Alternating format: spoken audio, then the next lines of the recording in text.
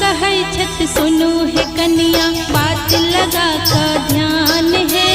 साउस कहै छत सुनो है कन्या बात लगा का ध्यान है। आइब रहल छै चौरचन पावन कलिया ओरियान है। आइब रहल छै चौरचन पावन कलिया ओरियान है। साउस कहै छत सुनो है कन्या बात लगा का ध्यान है। आइब रहल छै चौरचन पावन कलिया ओरियान है। आइब रहल छै चौरचन पावन कलिया ओरियान है।